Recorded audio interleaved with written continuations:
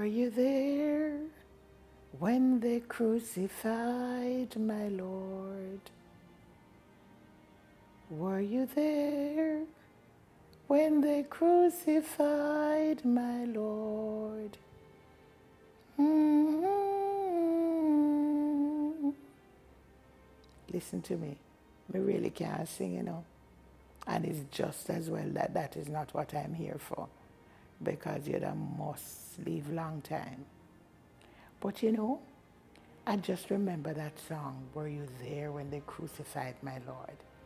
Because you see, the whole message of Easter is less about the secular. It is about Christ's victory, triumphing over the devil and the redemption of our sin. So, Good Friday, which I really want to talk to you about, is perhaps the most important observation in the Easter celebration. Good Friday service commemorates Christ's crucifixion on the cross and the atonement of our sins. And each denomination observe Good Friday differently. My own background was Catholic, and so a lot of what I'm going to share with you was my own memory from a Catholic experience. And a lot of you may be wondering why it is that we call such a mournful day Good Friday, the day when Jesus was crucified. The truth is that in the Christian realm, it is considered a Good Friday because the belief is that had Jesus not been crucified, died, and was buried, then we would not have been redeemed. So it is a Good Friday for us as Christians.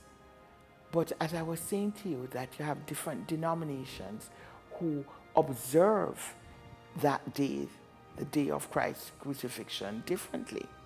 But my experience is that of a Catholic.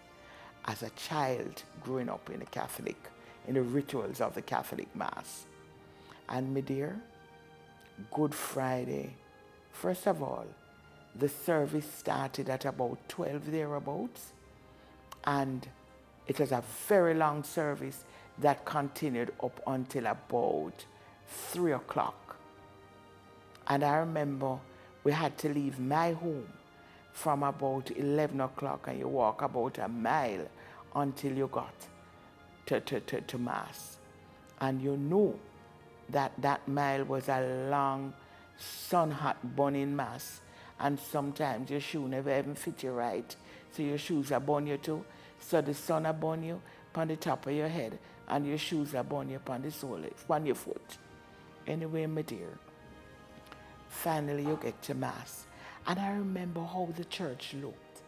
I mean, there were no flowers, the altar was bare.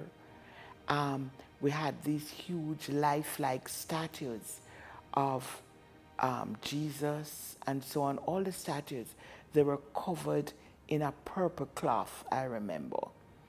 And you went in so quiet, and you genuflected, and you would kneel down even before Mass started, and you would say your little prayers and so on. And then now, a big part of the Mass was what they call the observation of the Stations of the Cross, right? And the Stations of the Cross, it depicted the different stages of the final stages of Jesus' life. So as he made his way on his journey with the cross, yes? So the Catholic Mass would observe each of those stations. And as a child, let me tell you something.